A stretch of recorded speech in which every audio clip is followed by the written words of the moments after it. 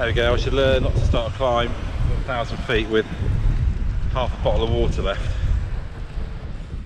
Right, oh, I made it to the top of that hill, but I've got one mouthful of water left, and then down into the next valley, and I just hope I can get some more water. So I want to take that time when I get there to stop and get some water, because I'm dehydrated. I can feel a headache right on the edge. Nothing is open on a Monday. I just want water. I'm desperate for water now. First world desperate. Very short on water now, so going to get the water filter out. There's a reservoir ahead. Top up. Yeah, the only way is just to keep scooping. That's. We are out of water. We need water.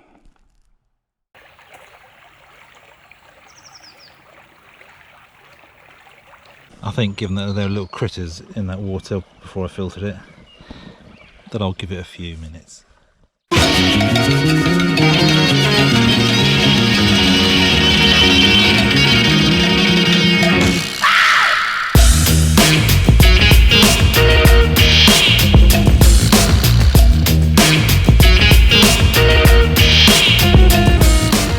So water is one of the heaviest things we carry, and if you can keep that weight down, then all the better if you've got something like a water filter, which is what I'm going to talk about. Now, for hikers, they go from town to town, and there's probably quite a bit of a gap between those towns, so a water filter makes far more sense to them. But for us bikepacking, we tend to go through towns relatively quickly. However, there are times where you just can't do that.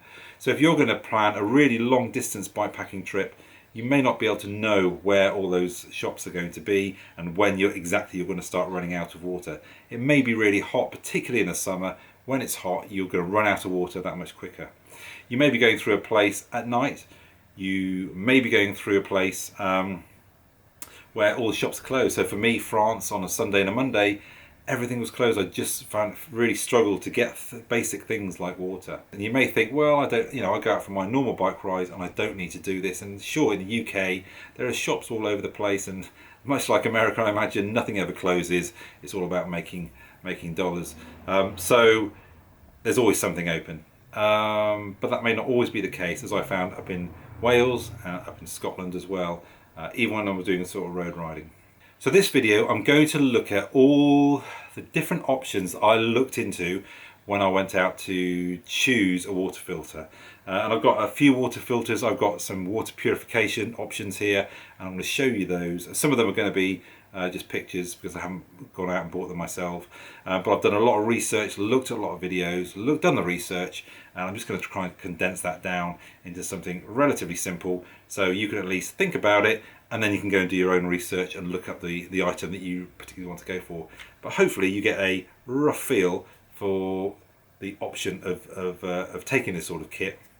So if you want to do something like the Land's End to John O'Groats, I would definitely take this sort of kit, but I keep it as light as possible because it's not as crucial as it is for hikers. Right, when I was a kid, I used to go do a lot of walking with my dad and my brother, and it was generally up on the high ground, and there'd be a stream, and we just drink out the stream. We just scoop it up and drink it, and that was it. But in those days, of course, we used to take more risks. We probably weren't as aware about the risks to your health, etc. So let's just talk about what nasties are in there. Well, first off, bacteria and protozoa. So I'll be honest, I'm not entirely convinced I know what protozoa is, but it is relatively small. It's between 1 and 2 microns. And then you've got bacteria, which is quite a bit bigger, between 5 and 10 microns. And that stuff is in the UK, it's in North America. When I was drinking that water from the stream, just upstream, there could have been a dead sheep in there. There could have been excrement, animal excrement. There could have been human excrement nowadays, which I've seen next to streams, which is why if you're going to do a poo, you always go at least 50 meters away and dig a cat hole, away from any water source. So there are lots of things that could be in there, and so you want to get rid of those. You also want to get rid of viruses, and viruses are generally not in the UK and not in North America, but if you're going to cycle through India, for example, you probably do want to protect yourself against viruses. Other things that are in there are going to be heavy metals, so any sort of industry that's around, quarries or something like that, I would not be taking water that I thought has come down from that direction. And equally, agricultural land, we don't know about pesticides. Hopefully those are being controlled nowadays, and that water runoff running into rivers is being monitored and regulated. But that's not always the case. So again, I wouldn't take water that I think could run through any sort of agricultural area or anything like that. So they're the ones we're going to look at. And the two different types of water treatment that we're going to talk about are purification and filtration. And I'll describe those two. But what those two don't get rid of are heavy metals and pesticides. So whenever you're going to take water from a wild source, you always need to think about where that water has been running through and where it's come from. So look upstream, look on a map, and take that risk or don't take that risk. But I would say that most of the time you don't have to worry, and particularly if it's water that you think has fallen, and then you're pretty much just downstream of that with not any sort of risk of that industry or agriculture in the way. And also, what I haven't mentioned, also what's in the water, is going to be sediment, little creatures, all the little things like that. So as well as trying to get rid of those things that we spoke about, which are really small in the micron area, we also want to get rid of do some coarse filtering to get rid of the big stuff, so we don't have to deal with it. So first of all, I want to talk about water purification. Okay, water purification is getting rid of bacteria, protozoa, and viruses, but it won't get rid of any sediment, and it won't get rid of heavy metals, and it won't get rid of any chlorine or anything like that. What purification is basically sanitizing what's in there. You've got some dirty water with some little critters and things like that. You don't just want to drink that straight down though. You're going to purify it first. So you're going to kill them all, sanitize them all, so you're going to drink clean dirty water and little critters and everything else.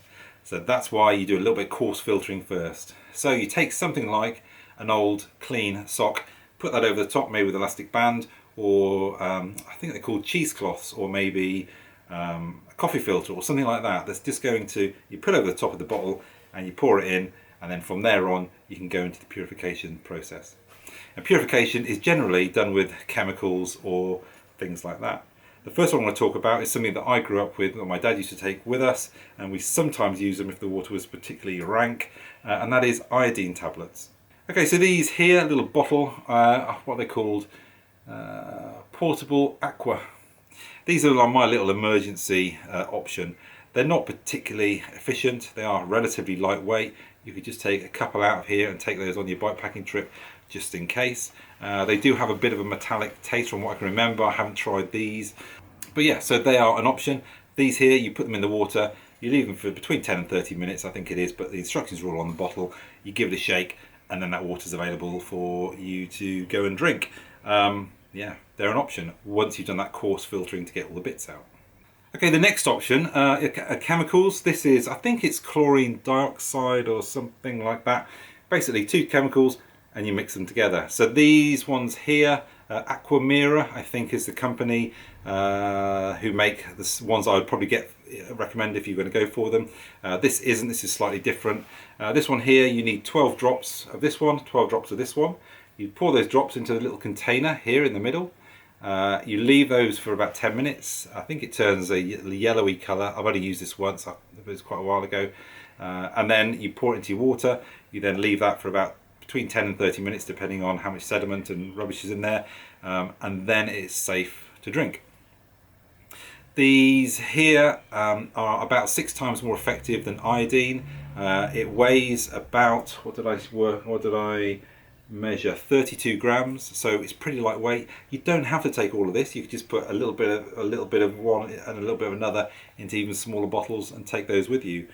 They basically, because of chlorine, it can have a little bit of a chlorine smell. So these, and like I say, I've done this once, and there is a little bit of a chlorine smell. Some people can taste that as well, but I personally couldn't. And look, this is a really lightweight emergency option. 2 little bottles, take them up together and just chuck them in your bag, and there you've always got that backup plan to get some clean water sorted out. Okay, this stuff has a 5-year shelf life. It gets rid of 99.99% of bacteria and protozoa, so 2 decimal points there. And it costs about $15, is certainly what the Aquamira costs. So is a pretty good option as an emergency backup. But another option is these little tablets. Now I got these, I got a whole load of them, and I put them into, I just put this little pack into my first aid kit. I put one into my toiletries bag as well. And really these are the lightest, simplest option. One of these tablets will do 1 litre of water. And remember, it will kill the bacteria and protozoa, but it will also kill viruses. But of course, it doesn't get rid of all the sediment and stuff in the water, and that's where filtration comes in, which we'll talk about in a second.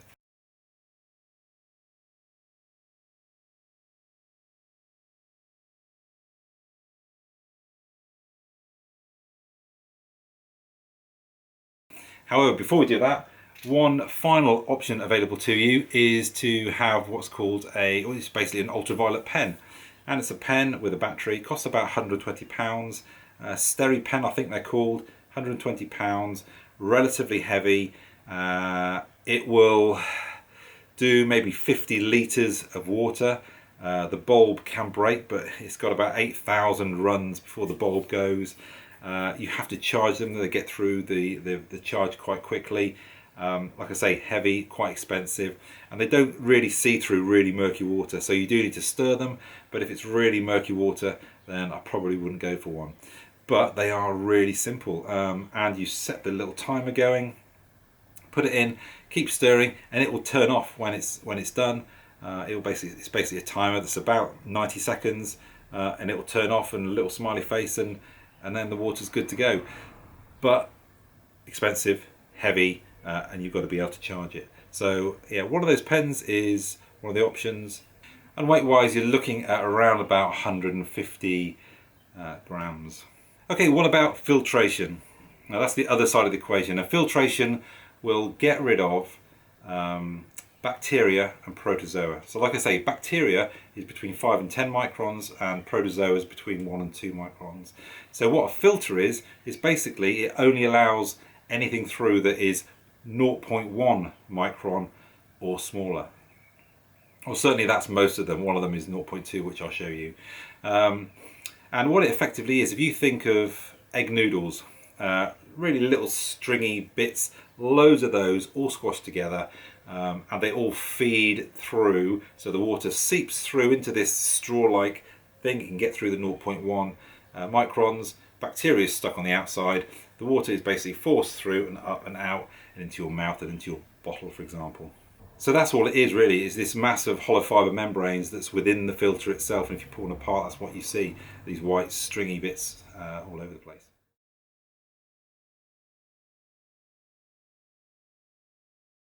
What I'm going to talk about are the smaller versions. So you can get some really big filters, which are maybe yay big, and they also get rid of viruses. They go down to that sort of level, that sort of size. They're very big, they're very heavy. I'm not going to talk about those. So I'm going to tell you about the options that are available for us if we're filtering. And for backpackers, this really is what most backpackers will take, is a water filter. It gets rid of all the bacteria. It doesn't get rid of viruses. Like I say, you take extra tablets or chemicals, whatever else, to add in to help get rid of that problem if needed. Okay, the first one, I don't have one of these, but it is a really good option, and a lot of backpackers are now starting to get into these. It's called a Catadine BeFree. Costs about $42, about £30, and I would always go for the 1 litre bag option. The bags that come with it are 0.6 litres, 1 litre or 3 litres. So a 1 litre bag would be good for 2 of your 750ml bottles, maybe some night water, and plus of course if they're 1 litre, you can drop one of those purification tablets in, and that's it. It's the right amount that it's dealing with. In terms of weight, the filter on its own is 34 grams, and it's about 85 grams with the smallest of those bottles. The great thing about these that everyone raves about is their flow rate. So it's 2 litres per minute. However, what you really need to be aware of is that a lot of people are saying that reduces very quickly, very early on in the sort of life cycle of this filter. Bulk wise, it's really not particularly bulky. It's one of the lightest that there is out there. Faffing wise, it's really simple. If you look at that bottle top. When you take the filter out, it's a big hole, so you can easily scoop up water. The filter screws on the top, and then you just drink away. Now for backpacking, that's great because you can just hang the bottle onto your shoulder straps and it just hangs down. But with that floppy bottle, we can't really put that into our onto the bike or anything like that, so it's not particularly useful. So I really think that we would be using this by filling it up and then filling our own water bottles, or taking the water back to your camp or whatever else for your food in the evenings. Okay, cleaning it wise is really actually pretty good. So it's not really much faff filling it up and getting the water, but it's particularly good, easy for cleaning. So there is a cleaning routine where you put some water in it, you fill it up so far, you give it a shake and etc. And that's apparently it clean. But what I have certainly read is that a lot of people don't think that's good enough, because these things clog and it's very difficult to unclog them. When we talk about the Sawyers, it's a very different system in that you force water through. But these systems with these BeFrees are you shake it around. And so what certainly seems to happen is that people buy the filters, they start clogging up, the flow rate drops quite quickly, and they just don't seem to be able to unclog them quite as well. Although they're still a pretty good system and with a pretty good flow rate. One of the bigger issues with these is that their life expectancy. They only last for 1,000 litres before you need to get rid of them. And so they're quite expensive, and they only do 1,000 litres. Now you may think, well, 1,000 litres is quite a lot. And so for us bikepacking, where most of the time we're going to get our water from other sources, having this as an emergency option, actually we're not going to need to use it that often. So it's probably quite a good bikepacking option. We don't need to worry so much about that we need to use this every single day as our only water source. Another issue with it is that it's not compatible with most standard water bottles. So if I look at something like this, a smart bottle, it's not compatible with that end there. I think that's 22mm or 28mm, something like that. And the BeFree is a lot bigger. So there's not really, you can only really use their bags. There are some third-party bags which you can use as well. But another snag with the bags is that a few people are saying they leak at the top. You put too much pressure in, they get little holes and little jets squirting out of the top. But that's the same with all the bags. All the bags fail sometime if you put too much pressure onto them. Okay, how much of the bacteria and protozoa do they get rid of? Right, so this one is 99.9999% of bacteria and 99.99% of protozoa. So think about those when we talk about the other ones. So 4 decimal places, 2 decimal places.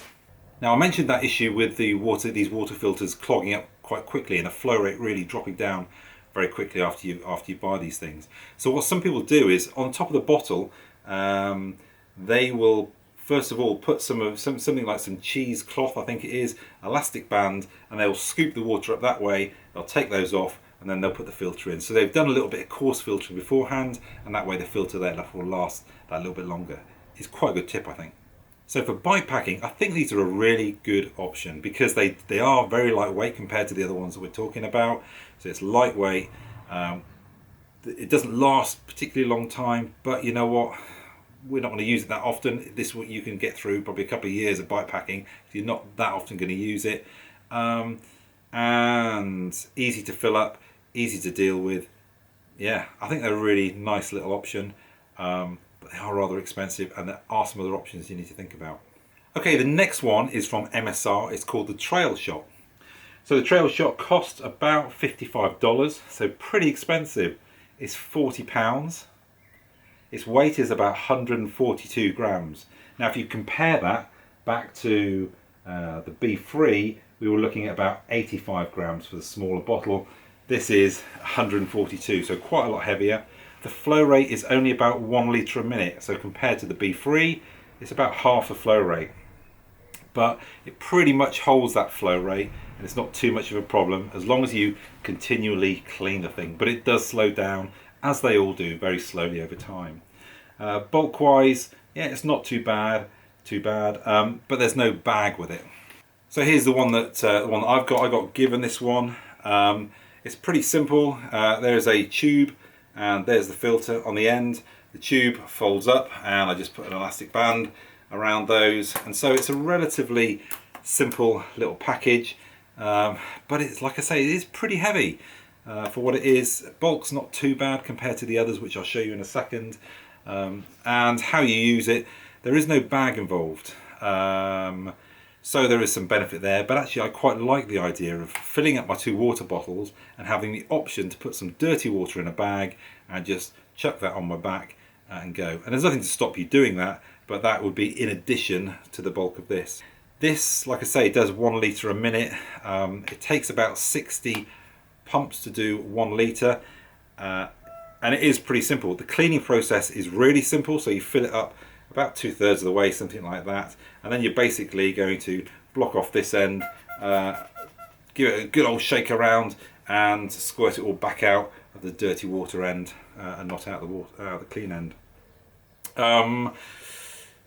Yeah, so not bad. The people who use this seem to think that it's okay and quite good. One guy said he became a little bit boring, getting fed up with doing this constantly to get the water through. But as an emergency option, or not an emergency option, but as an option to get water while you're out bikepacking, I think it's pretty good.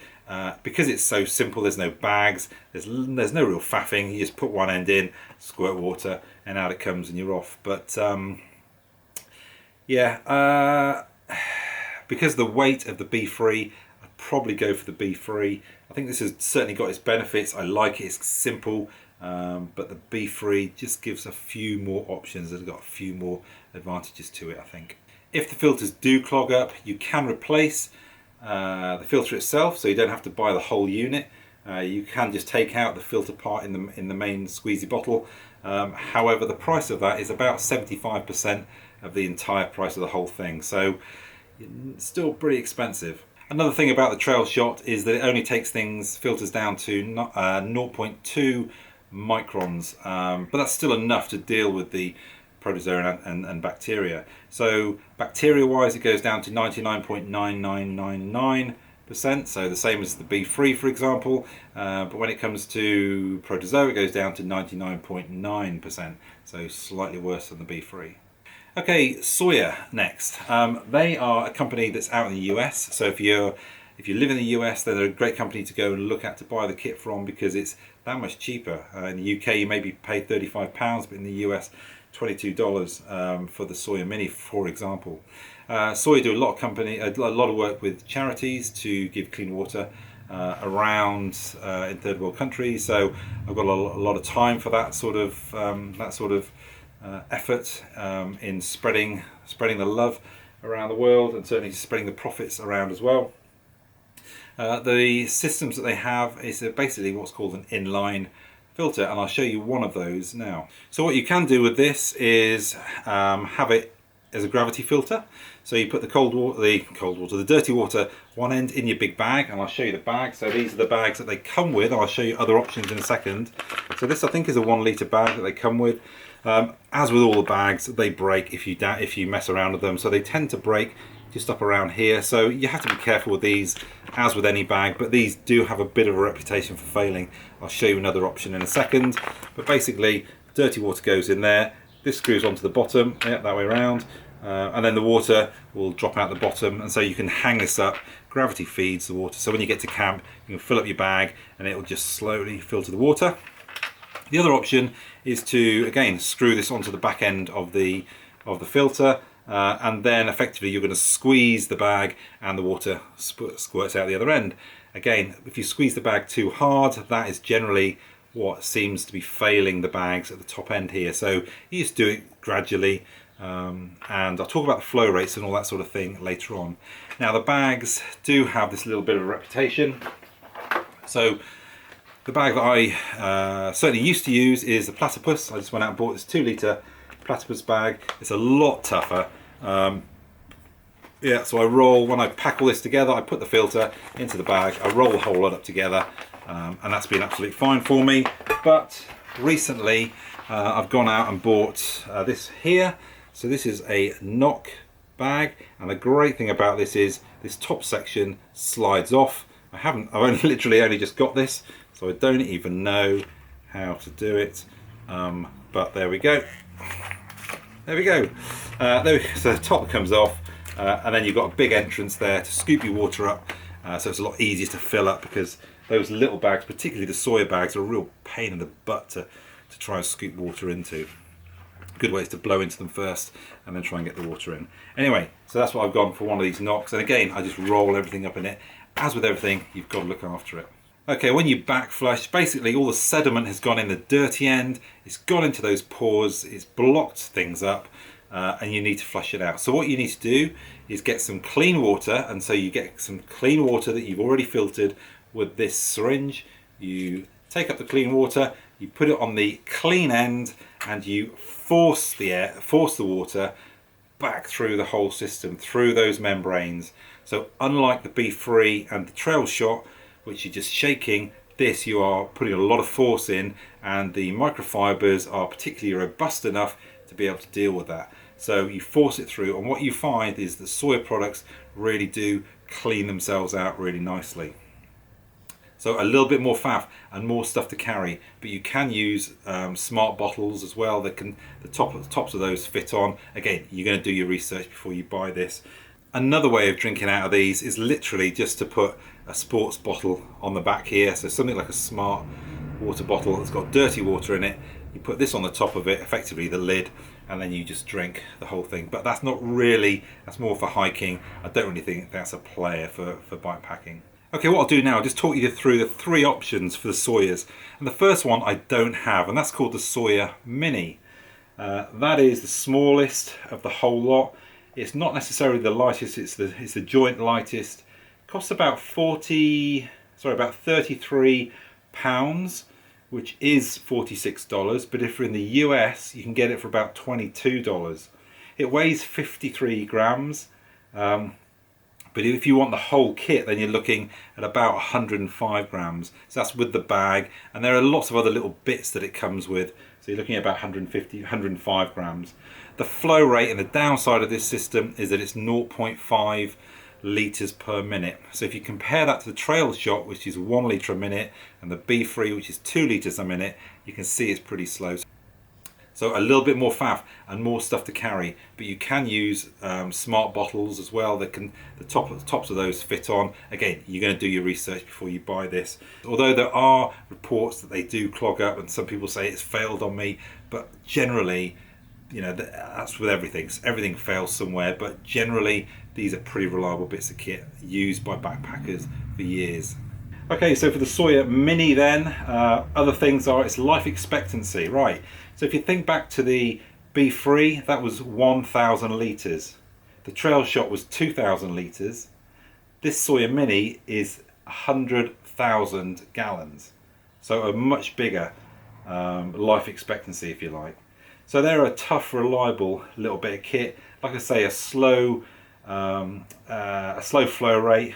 The bags, I would always go for the knock bag that I've just shown you. It costs about £20, so you are adding quite a bit of cost onto that, in fact more than the filter itself, but it's just a more reliable system than the bags that Sawyer give you, although the ones that Sawyer give you are probably good enough to go for a trip up through you know, for 3 or 4 days. They'll be absolutely fine, I'm sure, when you first get them.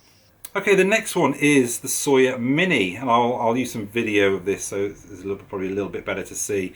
But Sawyer Mini, it's a great little bit of kit. So this is quite new to me. I haven't used this before. I'll give you the details. About £30, which is about $42. But in the US, you get it for about $29. So again, you know, you're getting a really good bit of kit for a really good value there, I think. Weight-wise, it's the same as a Sawyer Mini at 53 grams. 108 grams with all the bits of kit. Now, the Sawyer Mini was 1 litre per minute. Sorry, half a litre per minute. This is 1.5 litres a minute, so the flow rate is much better. A lot of people are now going for these micros rather than the minis. Very similar in terms of weight. Bulk-wise, they're wider, but they're the same sort of length. So for bike packing and fitting these in somewhere, then I would definitely go for this, for that extra flow rate, just for a slightly wider option. I think it's a no-brainer personally. I would always take this over the Mini, but there are people who still like the Minis out there. But I think these micros are definitely the one that is the one I'll go for. Okay, and finally, this is the big daddy, and this is the Sawyer Squeeze. Now, I'll say it's the big daddy. Actually, a lot of people are moving from this over to the BeFree, so we can talk about talk about that maybe. But if you were going a real long distance and you just wanted one bit of kit that was just going to keep working, then this is probably it. And there are reports out there of it failing, not working, clogging up, couldn't get it unclogged. But I'll tell you what, they're a lot lower than for all the others. It costs $37 in the US. It costs £40 in the UK. Its weight for the full system, that's with the bags and all the other things, is 162 grams. So it is heavier than the Trailshot, and it's a lot heavier than the BeFree, 3 times the weight really. Flow rate is 1.7 litres per minute. So not quite the 2 litres per minute of the BeFree, but more than the 1.5 litres for the Micro. So it's a better flow rate. Same with all the Sawyers, it's a bit faffy if you want to back flush it as well. But life expectancy is a lifetime guarantee. So it used to be 1 million gallons this thing could filter.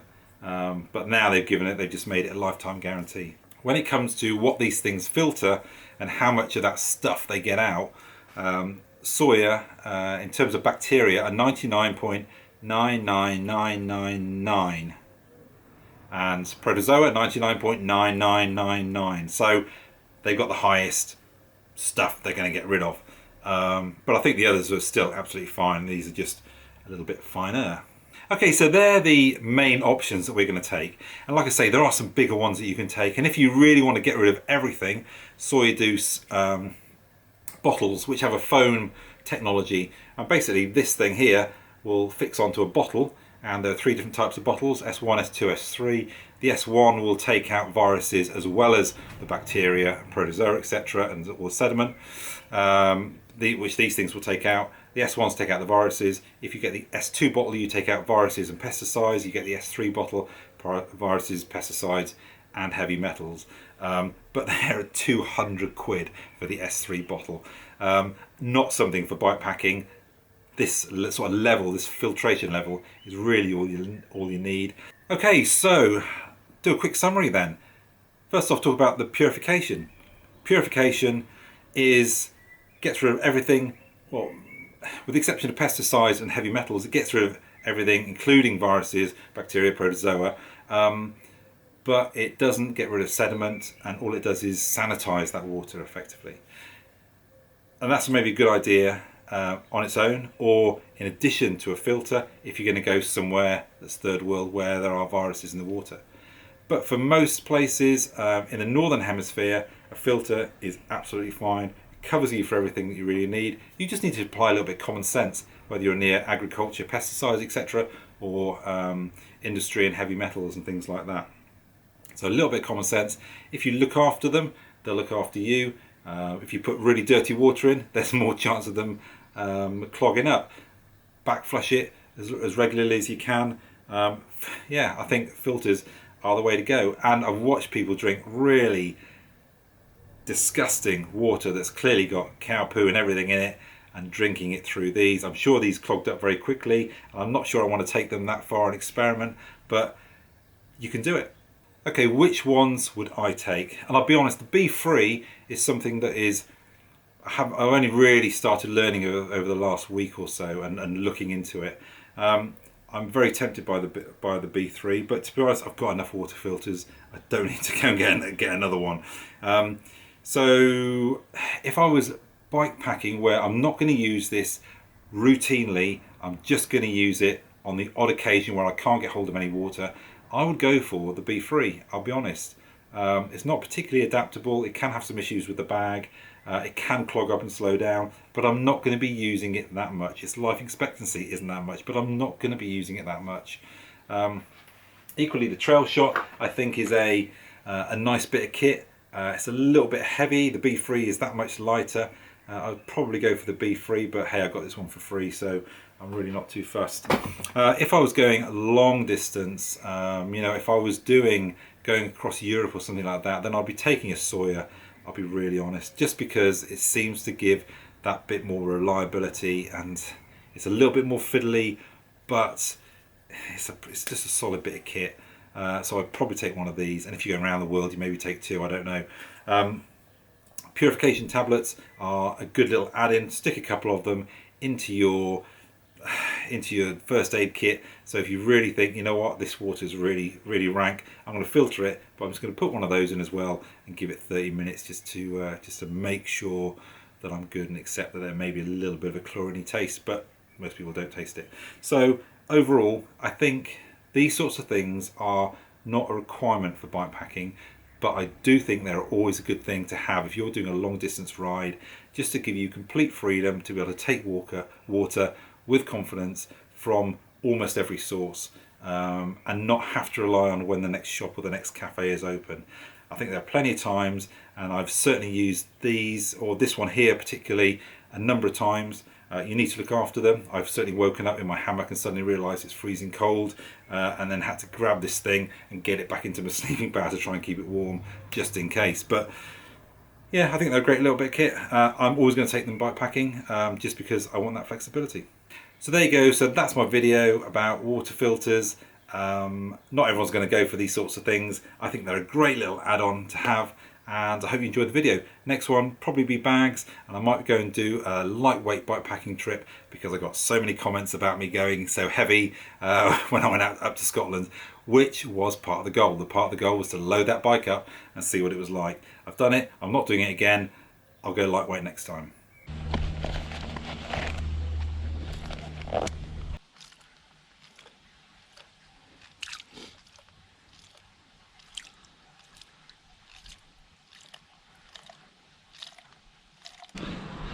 So there you go, let's see.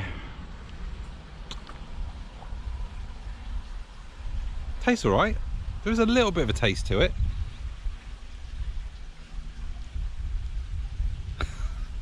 It's pretty stagnant, that water. So if you see me in the next video, then it's gone okay. Yeah, I think it's worth having. I personally wouldn't routinely go for this sort of water. I'd go for a bit more free flowing water that's down there.